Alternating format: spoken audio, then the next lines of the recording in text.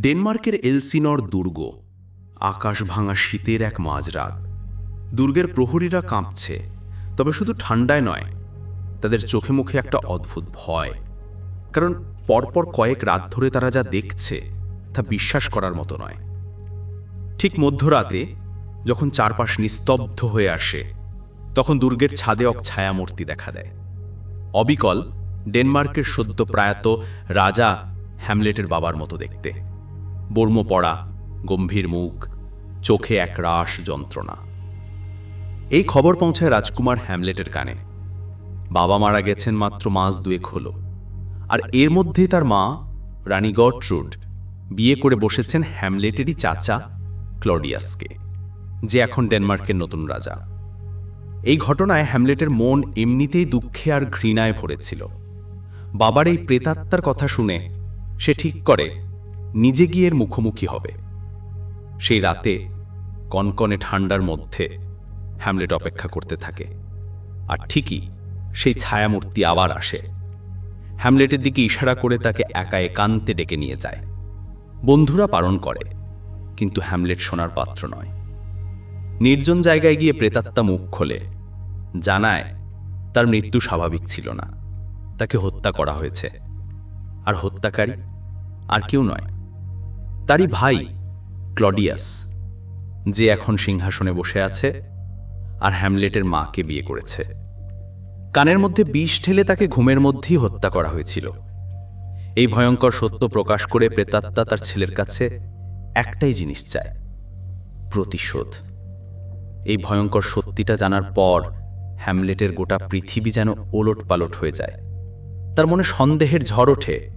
প্রতিশোধ সে নেবে, কিন্তু তার আগে নিশ্চিত হতে হবে যা সে শুনেছে তা কি সত্যি, নাকি এটা তার মনের কোনো ভ্রাম।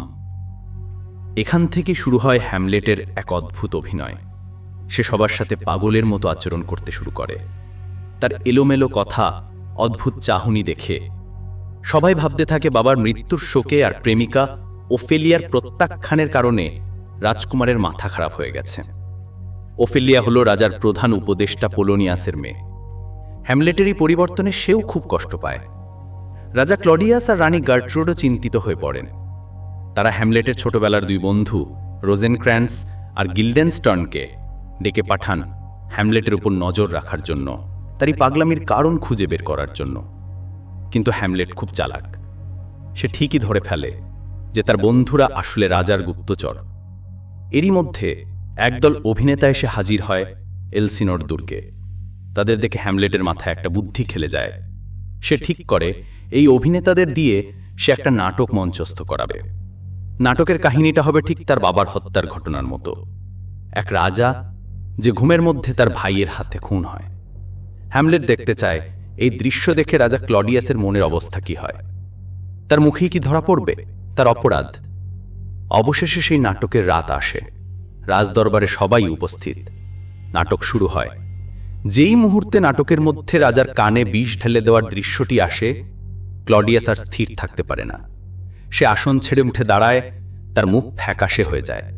চিৎকার করে আলো জ্বালতে বলে সে সেখান থেকে ছুটে বেরিয়ে যায়। হ্যামলেটের আর কোনো সন্দেহ থাকে না, প্রেতাত্মার কথা সত্যি। তার চাচাই তার বাবার হত্যাকারী। এরপরই ঘটে যায় একটা মর্মান্তিক ঘটনা। উত্তেজিত হ্যামলেট তার মায়ের সাথে কথা বলতে যায়। সেটার মাকে তার বিশ্বাসঘাতকতার জন্য অভিযুক্ত করে। কথা কাটাকাটির সময় পর্দার আড়াল থেকে একটা শব্দ আসে। হ্যামলেট ভাবে ওখানে ক্লডিয়াস লুকিয়ে আছে। প্রতিশোধের আগুনে জ্বলতে থাকা হ্যামলেট এক মুহূর্ত দেরি না করে তরোয়াল চালিয়ে দেয় পর্দার মধ্যে দিয়ে। কিন্তু পর্দার ওপারে ক্লডিয়াস ছিল না, ছিল ওফেলিয়ার বাবা পোলোনিয়াস। সে লুকিয়ে ওদের কথা শুনছিল। নিজের অজান্তেই হ্যামলেট এক নিরপরাধ মানুষকে হত্যা করে ফেলে। এই ঘটনার পর সবকিছু খুব দ্রুত বদলেতে থাকে। ক্লডিয়াস হ্যামলেটকে ইংল্যান্ডে পাঠিয়ে দেওয়ার চক্রান্ত করে। সাথে এমন একটা চিঠি দেয় যেখানে লেখা আছে ইংল্যান্ডে পৌঁছানো মাত্রই যেন হ্যামলেটকে হত্যা করা হয়। কিন্তু হ্যামলেট সেই ষড়যন্ত্র ধরে ফেলে আর কৌশলে পালিয়ে আবার ডেনমার্কে ফিরে আসে। এদিকে বাবার মৃত্যু আর হ্যামলেটের এমন ভয়ঙ্কর আচরণের শোক সহ্য করতে না পেরে ওফেলিয়া ধীরে ধীরে তার মানসিক ভারসাম্য হারিয়ে ফেলে। সে সারাদিন আনমনে ফুল নিয়ে ঘুরে বেড়ায় আর বিড়বিড় করে গান গায়।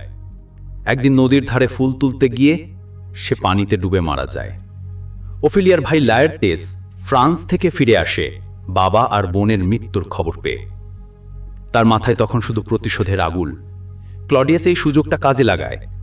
সে লায়ারতেসকে বোঝায় যে এই সবকিছুর জন্য হ্যামলেটই দায়ী। দুজনে মিলে হ্যামলেটকে হত্যার এক নিখুঁত পরিকল্পনা করে। তার একটা দ্বন্দ্বযুদ্ধের আয়োজন করে। লায়ারতেসের তরোয়ালের ডগায় মাখিয়ে দেওয়া হয় মারাত্মক বিষ। সামান্য আঁচড় লাগলেই মৃত্যু নিশ্চিত। শুধু তাই নয়, যদি হ্যামলেট জিতেও যায়, তার জন্য পুরস্কার হিসেবে রাখা পানীয়র মধ্যেও বিষ মিশিয়ে দেয় ক্লডিয়াস। যুদ্ধ শুরু হয়। হ্যামলেট কিছু না জেনেই সাহসের সাথে লড়তে থাকে। যুদ্ধের এক পর্যায়ে লায়ারতেস বিষাক্ত তরোয়ালের ডগা দিয়ে হ্যামলেটকে আঘাত করে, কিন্তু ধস্তাধস্তির মধ্যে দুজনের তরোয়াল অদল বদল হয়ে যায়। এবার হ্যামলেটের হাতে আসে সেই বিষাক্ত তরোয়াল, আর সেই তরোয়ালের আঘাতেই আহত হয় লায়ারতেস। এরই মধ্যে রানী গার্ট্রুড ছেলের সাফল্যে খুশি হয়ে সেই বিষ মেশানো পানীয়টা পান করে ফেলেন। ক্লডিয়াস তাকে থামাতে চেয়েও পারে না। সবার চোখের সামনে বিষের যন্ত্রণায় ছটফট করতে করতে রানী মারা যান।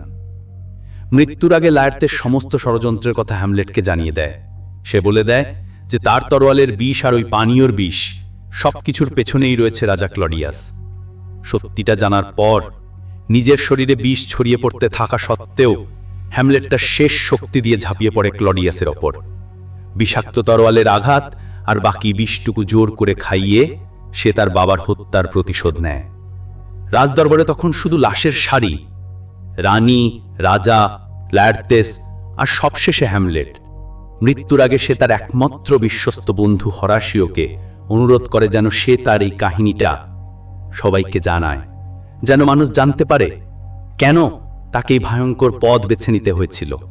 এই কথাগুলো বলার পরেই ডেনমার্কের সেই দুঃখী রাজকুমারের প্রাণহীন দেহটা মাটিতে লুটিয়ে পড়ে। চারিদিকে নেমে আসে এক গভীর ভারী নীরবতা।